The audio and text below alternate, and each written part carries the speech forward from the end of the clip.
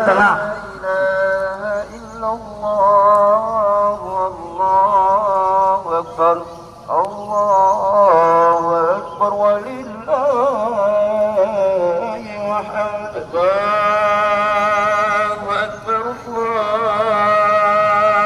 Alhamdulillahirabbil alamin. Wassalatu wassalamu ala asrafil anbiya'i wal mursalin sayyidina Muhammad wa ala alihi washabihi wasallim. Kaum muslimin muslimat, jamaah salat Idul Fitri yang insyaallah dimuliakan oleh Allah Subhanahu wa taala. Segala puji bagi Allah Subhanahu wa taala. Pada hari ini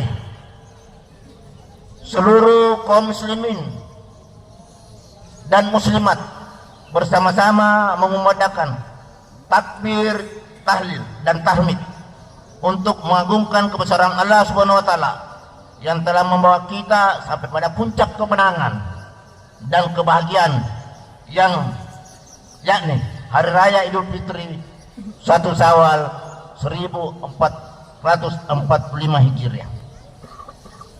Hari ini kita dan seluruh umat Islam di semua belahan dunia mengumandangkan takbir, tahmid dan tahlil guna mengagungkan kebesaran Allah Subhanahu wa taala. Pada kesempatan yang berbahagia ini, saya ucapkan selamat Idul Fitri kepada seluruh kaum muslimin dan muslimat, jamaah salat Idul Id di seluruh wilayah Kabupaten Pangkajene dan Kepulauan, karena telah selesai melaksanakan kewajiban ibadah puasa wajib di bulan Ramadan yang merupakan bukti ketaatan kepada pemerintah Al-Khaliq, juga sebagai bukti dari pengakuan seorang mukmin, muslim dan muhsinin yang senantiasa berusaha mencapai derajat muttaqin. Momentum Idul Fitri hari ini harus lebih bermakna dalam upaya meningkatkan kualitas keislaman dan keimanan kita dalam kehidupan sehari-hari. Bangun semangat pada diri kita, keluarga dan masyarakat kita agar dapat menjadi pribadi-pribadi yang islami, senantiasa menjaga persaudaraan dengan lebih peduli terhadap sesama, karena persaudaraan mengandung makna bahwa yang kuat harus menolong yang lemah, yang mampu mengasihi yang miskin. Oleh karena itu pemerintah harus hadir memberikan jaminan tersebut, karena orang pangkep memiliki semangat dan sikap sipakat tahu. Allahu Akbar, Allahu Akbar, Allahu Akbar walil hamd. Pemerintah Kabupaten Pangkajene dan Kepulauan terus berupaya untuk dapat melaksanakan pembangunan di berbagai sektor, terutama pada sektor pertanian dan perikanan yang menjadi komoditas andalan atau unggulan daerah kita. Hal tersebut diharapkan dapat meningkatkan perekonomian masyarakat sehingga secara perlahan-lahan angka kemiskinan dapat terus kita kurangi. Pada kesempatan yang berbahagia ini, izinkan saya menyampaikan beberapa hal kepada kita semua. Yang pertama, mari kita jadikan momen Idul Fitri ini sebagai ajang saling memaafkan antar sesama warga, saudara, tetangga dan kerabat lainnya. Berikutnya, mari kita tingkatkan kepekaan sosial terhadap saudara-saudara yang kurang beruntung untuk terus membantu mereka. Mari kita terus menjaga ketentraman, ketertiban dan keamanan serta kebersihan lingkungan kita. Ucapan terima kasih kepada seluruh lapisan masyarakat atas dukungan dan partisipasinya pada penyelenggaraan pemilihan umum presiden dan wakil presiden, legislatif dan DPD tahun 2024 berjalan dengan sukses dan lancar. Amma ba'd, ayyuhal aiduna wal aidati rahimakumullah, usikum wa iyaya bitaqwallah faqad fazal muttaqun. Qala Allah subhanahu wa ta'ala fil Qur'anil Karim, lan tanalul birra hatta tunfiqu mimma tuhibbun. Shadaqallahul adzim. Hadirin jamaah Idul Fitri yang kami muliakan, sebelum saya melanjutkan, saya memastikan insyaallah khutbah saya tidak panjang. Hadirin,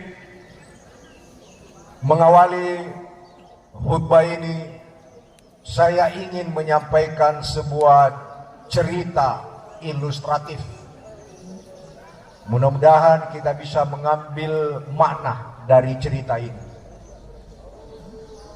Ada seorang sarjana,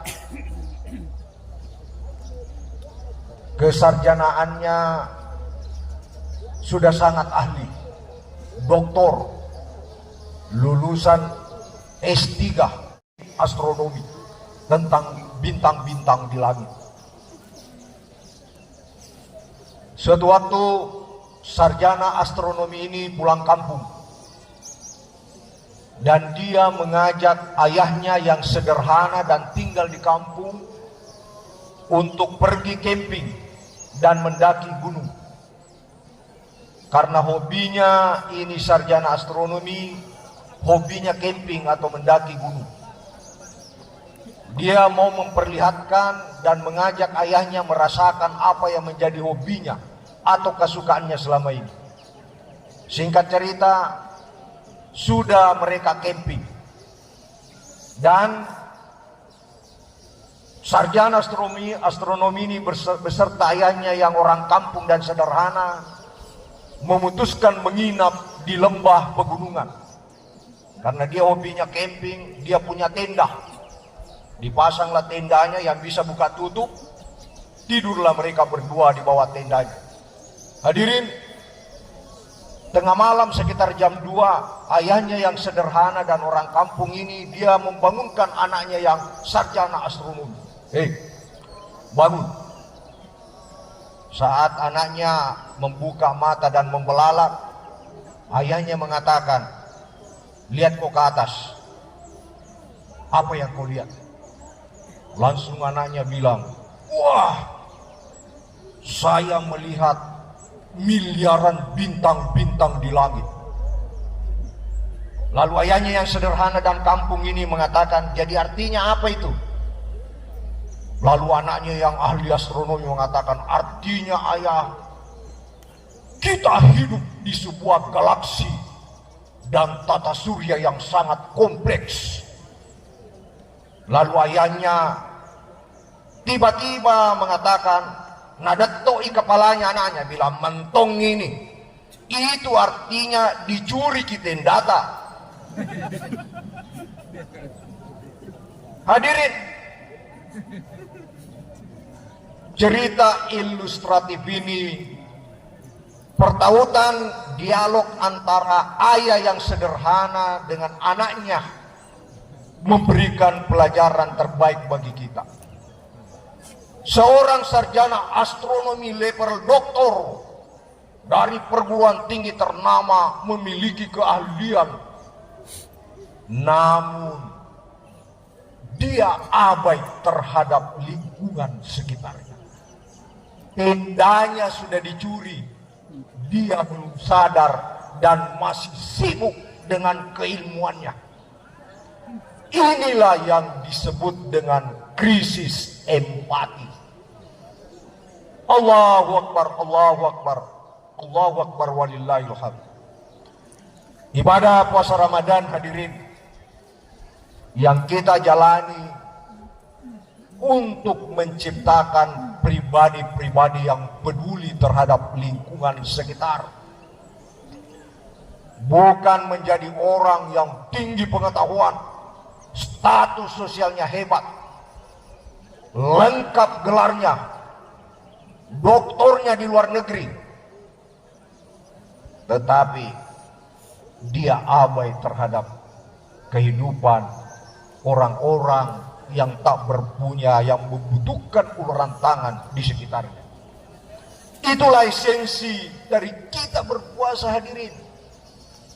Menjadi lapar supaya kita bisa memahami laparnya orang-orang yang ada di sekitar kita, baik yang lapar secara biologis maupun yang lapar secara psikologis. Dari merasakan lapar itu tumbuhlah kepedulian, empati, keinginan untuk membantu, mengulurkan tangan. Muncullah apa yang disebut dengan perilaku kebaikan, berbagi dengan sesama, mengangkat derajat sesama muslim yang membutuhkan uluran tangan. Allahu Akbar, Allahu Akbar, Allahu Akbar, walillahil hamd. Dari kesadaran terhadap berbuat baik ini, hadirin, kita dituntun oleh Al-Quran, kitab suci, bagaimana caranya kita berbagi dengan sesama. Lan tanalul birra hatta tunfiqu mimma tuhibbun. Kamu sekali-sekali tidak mendapatkan kebajikan kalau kau tidak berbagi sebagian dari kepemilikanmu, hartamu yang kau cintai. Hadirin, petunjuknya di dalam kitab suci, kalau berbagi, jangan yang kita sudah tidak suka. Puang, bisa kuambil sandal ta ini? Bila yuk ambil nih, lama mentomi tidak kupakai itu. Bisa kita kasih ke bajuku? Iya, ala nih mengeremeh nak. Itu bukan prinsip berbagi dengan baik. Hadirin, bagaimana petunjuk ayat lain? Alladzina yunfikuna fis-sarra'i wad-dharra. Yang berinfak, berbagi baik di kala luang maupun sempit. Jadi untuk berbagi tidak mesti menunggu kita luang. Ya narona sengugiede. Ko mega tam mega tam. Ko cede tak cede tak. Jadi nilai kearifan lokal itu sesungguhnya mengajarkan kepada kita bagaimana berbagi yang digariskan oleh ajaran agama kita. Lahirlah apa yang disebut dengan pola-pola kebaikan yang dipraktekkan manusia.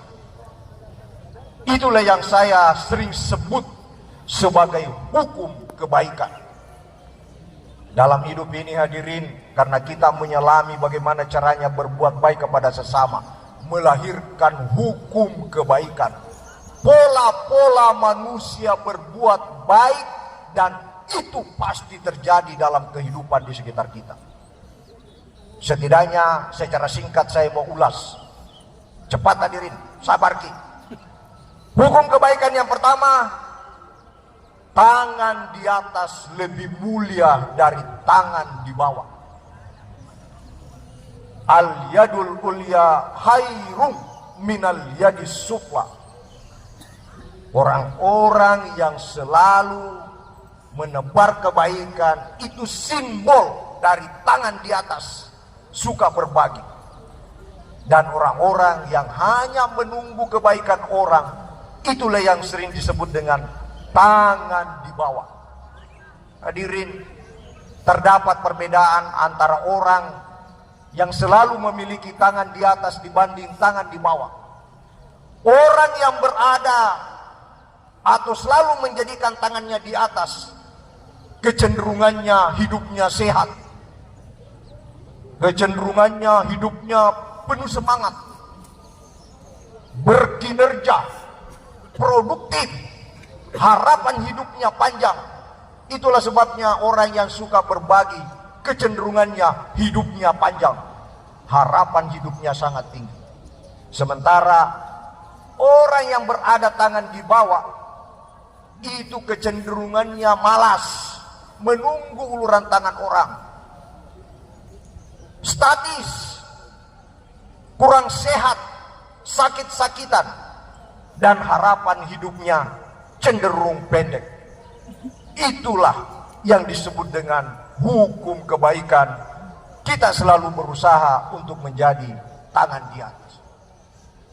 Hadirin, apalagi sekarang untuk menjadi tangan di atas berbagi, gampang sekali, sederhana, seiring dengan perubahan zaman. Tidak perlu dengan materi selalu. Berbagi di era digital sederhana. Ada orang mengucapkan selamat Hari Raya Idul Fitri, dijawab. Bisa dijawab dengan emo senyum, emoticon di HP kita. Itu berbagi, tingkatan paling rendah. Berbagi di era digital sedikit di atasnya.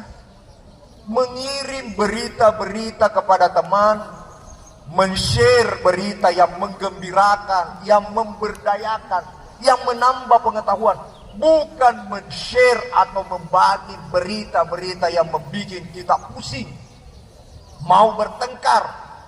Itulah banyak masalah di dalam grup, karena sembarang dikirim. Apalagi yang ada di dalam grup orang yang mentalitasnya kurang sehat juga, sedikit-sedikit tinggalkan grup, sedikit-sedikit sensi, sedikit-sedikit baper. Dia mengirim berita, mengirim WA, tidak dibalas, baper sih, sensi sih. Tinggalkan grup, 2 hari tidak digubris, nah hubungi admin, kasih masuk lagi capok. Sensi sekali. Masa kirim WA tidak dibalas langsung sensi?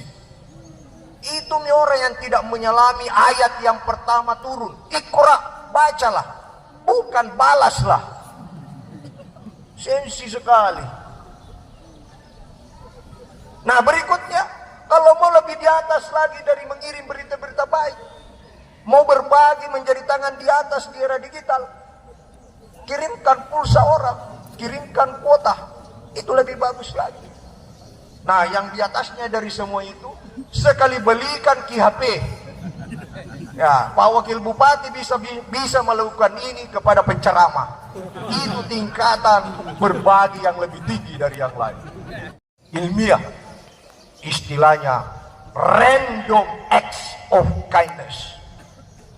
Sengaja saya pakai bahasa Inggris supaya para hadirin bisa menganggap khutbahku ilmiah.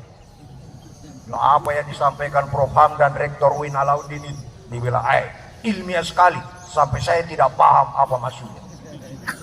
Random acts of kindness, aksi kebaikan yang bersifat random. Mananya apa hadirin? Sekali kita berbuat baik pada orang, maka dalam kehidupan ini hukum kebaikan memastikan ada orang lain yang akan berbuat baik kepada bapak dan ibu serta hadirin sekalian. Itu pasti terjadi dalam kehidupan kita. Kalau tidak yakin Ki, setelah saya turun dari khutbah, coba menyumbang Ki kepada saya.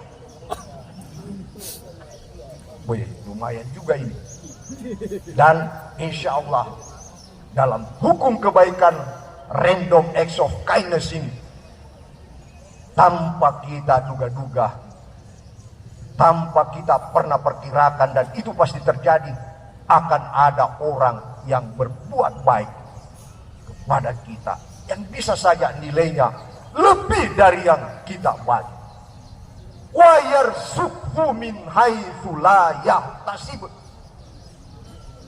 Dan itu jaminan dalam ajaran kitab suci kita, mendapatkan rezeki yang tidak bisa disangka-sangka.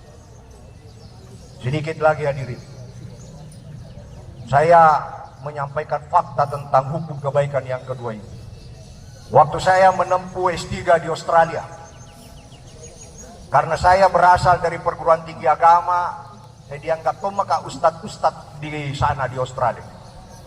Suatu waktu saya membantu orang warga Indonesia yang hidup di Australia, orang tuanya meninggal, dan saya pergi berzikir di sana, bacakan doa, ngaji, dan malam-malam saya lakukan. Pas saya pulang, saya pakai mobil tua saya, tiba-tiba saya ditilang oleh polisi.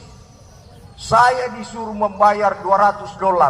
Awe kasih, boleh nak bantu tawede? Buru-buru tomma kak pulang karena harus saya submit paper atau makalah saya ke profesor saya. Ditikes sih kak, di fakam aja kak $200. Pedi kasih, mangolo kak dipuangin. Buang, mudah-mudahan kayak mana ini kasih. Dan setelah saya berdoa, bayar utangku dengan sedikit sisa beasiswaku, $200 itu lebih 2 juta. Mahasiswa ini kasihan. 1 minggu kemudian setelah saya tidak peduli, ada telepon kak. Dia bilang, Pak Hamdan, iya pak. Apa pak? Dia bilang, angkam milo nomor rekenita. Maka iya, asal kau orang Arab. pura kinang kalinga macarama di masjid lo lada na bantu ki na kirimkan ka uang $500. Lebih 300 dari kerugianku yang sebelumnya minggu lalu. Inilah yang disebut dengan random acts of kindness. Kita yakini itu hadirin. Allahu Akbar, Allahu Akbar, Allahu Akbar walillahil hamd. Yang terakhir, ada yang disebut dengan hukum kebaikan, head to head acts of kindness. Aksi kebaikan yang bersifat saling berhadapan. Mananya apa hadirin dalam kehidupan sosial kita? Kalau hadirin Bapak Ibu semua berbuat baik kepada seseorang, seseorang itu tidak akan mati sebelum dia membalas kebaikan Bapak dan Ibu semua. Itulah yang saya sebut sebagai head to head acts of kindness. Hadirin, sekali lagi, kalau kita tidak yakin, praktekkan itu ke saya.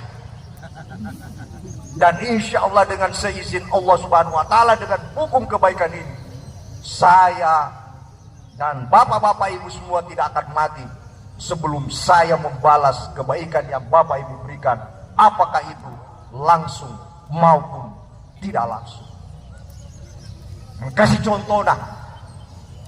Engka tomatua urane, dia berdiri antri untuk membayar makanan. Jadi dia antri membeli makanan, mirip makanan cepat saji, antri panjang. Pas gilirannya kasih dia lepot tomatua, dia mau bayar, nagarambang nih dompetnya, tidak ada dompet na bawa, na lupa, lupa dompet. Nah keluarkan nih HP-nya mau membayar, terganggu passwordnya HP-nya, tidak bisa membayar dengan mobile banking. Dengan perasaan sangat sedih, laki-laki tua ini keluar dari barisan tanpa dia bisa mengambil makanannya, padahal dia sudah sangat lapar. Saat dia bergerak ingin mundur, tiba-tiba orang yang antri di belakangnya tepuk bahunya, bilang, Pak, dia pembayaran, saya bayar. Bilang, mana engkau?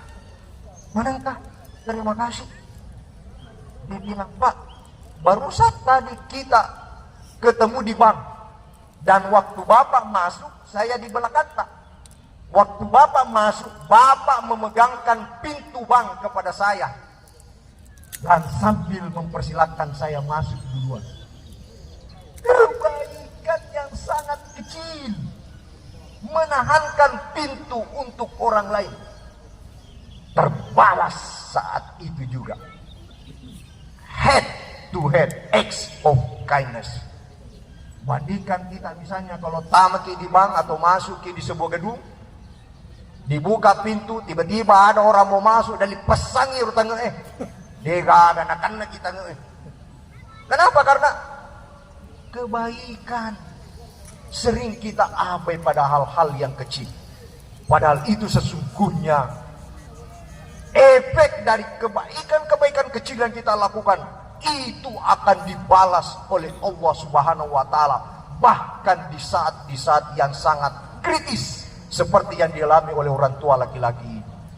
Itulah sebabnya dikatakan dalam kitab suci, "Faman ya'mal mithqala dzarratin khairan yarah."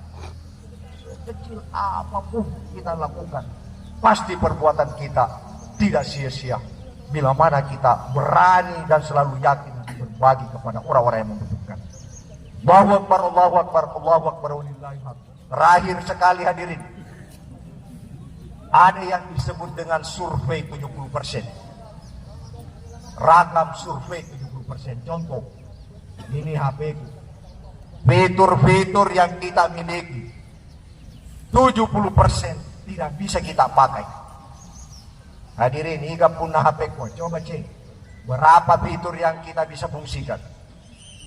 Dari semua fitur ini 70% tidak bisa kita pakai. Itu namanya survei 70%. Contoh lain, ibu-ibu yang di belakang, dari semua peralatan rumah tangga dan alat-alat dapur yang kita beli, 70% tidak pernah ibu-ibu pakai. Kalau tidak yakin, cek di kita masing-masing. Panci tak, blender tak, angka mana ya rotali, tak pakai mana kah? 70% tidak pernah mereka pakai. Berikutnya, yang relevan dengan berbagi. Dari rumah besar yang dibikin manusia. Nah, siapa di antara hadirin di lapangan ini yang punya rumah paling besar? Mengaku memang nih. Ya, Pak Ketua DPR, Pak Wakil, para anggota DPR mengaku coba dan hadirin. Orang kaya, pengusaha dipangkep. Dari semua rumah besar yang kita bikin, 70% ruang-ruangnya tidak pernah kita injak. Coba kita, bola aku di Jupanda 2 tingkat mabicu. Ada yang kawaleja iroti lantai 2 nah. 70%. Dan yang paling relevan survei 70% ini, dari semua harta kekayaan yang dicari manusia, 70% akan diperebutkan oleh ahli warisnya.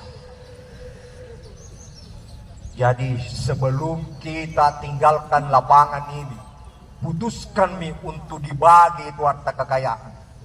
Dan jangan lupa bagian yang membawakan khutbah pada kesempatan ini. Allahu Akbar, Allahu Akbar, Allahu Akbar, walillahil hamd. Akhirnya dengan suasana selesai Ramadan ini, marilah kita sama-sama melakukan yang terbaik, membersihkan diri, mengeluarkan semua kelebihan-kelebihan kita untuk dibagi kepada sesama, dan lahirlah kita sebagai pribadi-pribadi yang suci bersih. Dan itulah sebabnya pada hari ini 1 Syawal ibarat kita seperti manusia terlahir kembali, dan disebutlah pada hari ini sebagai hari kelahiran kembali, hari raya Idul Fitri. Mari kita mengakhiri khutbah ini dengan sama-sama memanjatkan doa kehadiran Allah Subhanahu wa taala. Ya Allah, ya Rahman, ya Rahim, kami bersimpu di hadapan